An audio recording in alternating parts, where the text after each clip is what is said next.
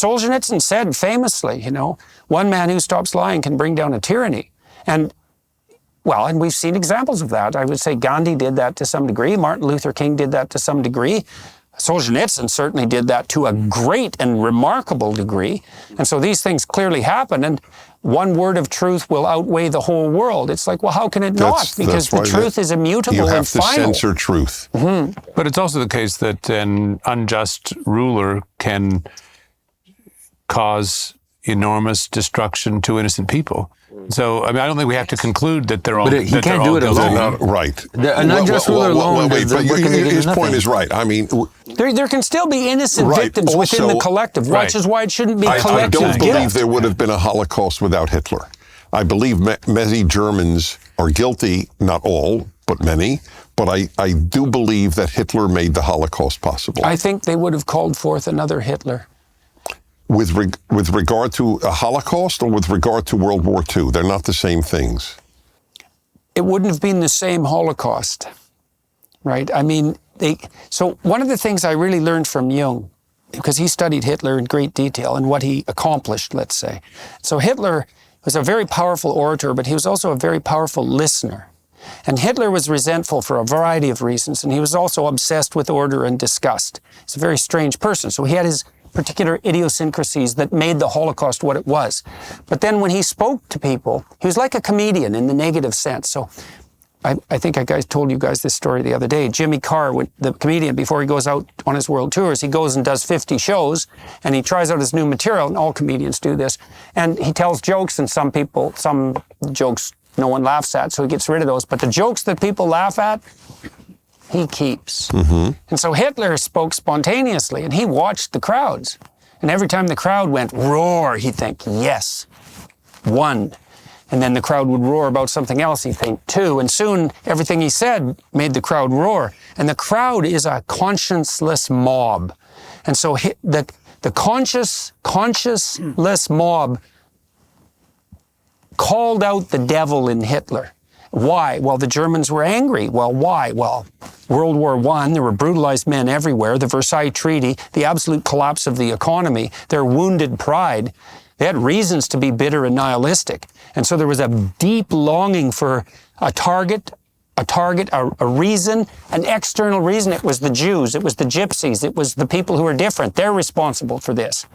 And Hitler he gave voice to that. He gave voice and emotion to that. And so maybe without Hitler, it wouldn't have happened, but maybe another populist would have come along and done something equivalent, in a slightly different direction. Didn't Jung also make the point that it was only possible in Germany because Germany was the most evolved? I'm using the term not literally. Well, they were the furthest away from their archetypal roots, right? It was the most philosophers, it was the most conductors, right? Only at the peak of civilization can you be so far removed from the shadow that the shadow can overtake you. Well, Jung believed that part of what drove the Nazi spirit forward was the re-sacralization of the political. So Germany had collapsed into a godless materialist atheism in some real sense. And so that brought forth a deep longing for the archetypal gods, and Hitler provided that. Orwell knew that. When Orwell started to warn about the Nazis, one of the things he warned about, he was so courageous. He said, you underestimate these people. They've harnessed these primordial forces of spectacle and blood and fire and beauty. They've rekindled the ancient gods. And Jung thought it was Odin on the warpath again in some fundamental sense. And so the reason Germany was prone to that, I suppose, is because they were the farthest along the technocratic, materialist, atheist path. And that set up this longing for a return to in some real sense, to the pagan gods. Well, those who don't remember history are doomed to be possessed by it again. Right.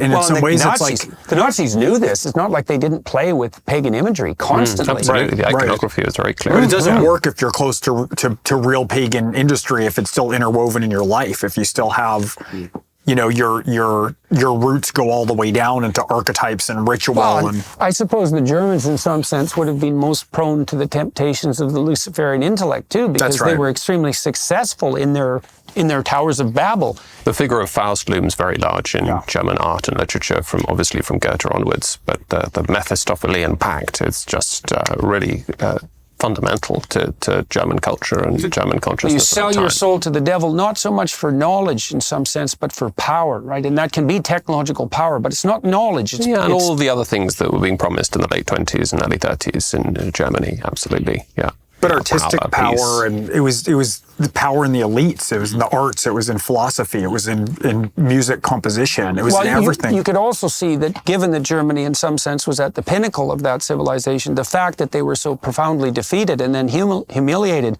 was also what that produces a wounded pride and narcissism, and that's certainly part of the Luciferian spirit.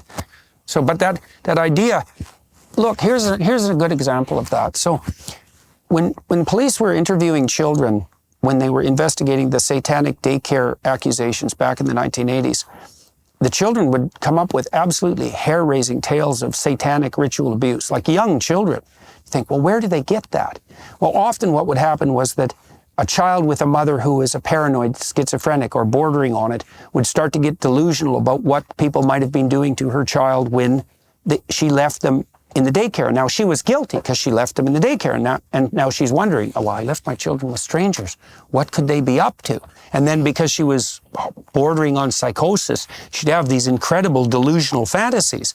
And then, being disturbed, she'd start to bother her children. It's like, does anybody do anything to you? And children partly construct the way that they react to the world by looking at whether what they say grasps the attention of adults. And so the child would be struggling to find the words that would satisfy the mother's curiosity, and struggling with that, and then they'd go to sleep at night and have a dream. And the dream would get nightmarish, and that's because the dream was trying to model what it is that the mother was calling forth out of them. And then you could run that for a couple of weeks, and the child would be telling all sorts of horrific stories. And then the police would come in, and they'd investigate in relationship to the children, and they'd get even more grotesque and catastrophic fantasies out of the kids. And then they'd think, well, the kids couldn't be inventing this, but they weren't. They were co-inventing it. And this is what happened in some sense to Hitler under the sway of the German people. It's like he had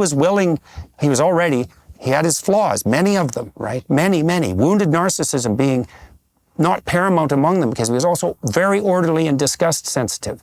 Which is funny because he had suppurating gums. So it's like, poor guy. Yeah. Well, right. Like he was like, vile in certain senses, and then overcoming it and scouring rats he's a and worshiper of homeless and Slavs and Jews, exactly. with his own disdain for his twisted psyche and for his own mortality. Right? Yeah. And he was a worshiper of the will. He was perfectly proud that he could stand like this for hours on end in the back of a car. He regarded that as a signal evidence of his discipline and conscientiousness, And so, but in any case, Hitler was willing to go exactly where the mob took him, and was already motivated to go in a very dark direction. He'd been rejected, by the Vienna School of Art 3 times. He was a struggling street artist. He'd been brutalized by World War I. He was a decorated war hero.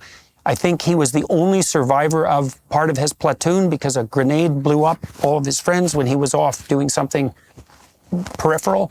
And so he had a survivor's complex as well, and an idea that he had a destiny because of that. And then he was homeless, as you pointed out. And of course, the communists were threatening Germany at the time, and there were reason to be paranoid about that. And it was all set up for a perfect storm. But Hitler definitely allowed the mob to call forth the darkest fantasies possible out of the recesses of his soul. In light of that, I'd like to read to you what Heinrich Heine, the great German poet, wrote exactly 100 years before Hitler came to power. And this is so relevant to our themes of the need for God and religion. So this is a secular Jew writing this, the great German poet Heinrich Heine. Christianity, and this is its greatest merit, has somewhat mitigated that brutal German love of war, but it could not destroy it. Should that subduing talisman, the cross, be shattered, The frenzied madness of the ancient warriors, that insane berserk rage of which Nordic bards have spoken and sung so often, will once more burst into flame. This talisman, the cross, is fragile, and the day will come when it will collapse miserably.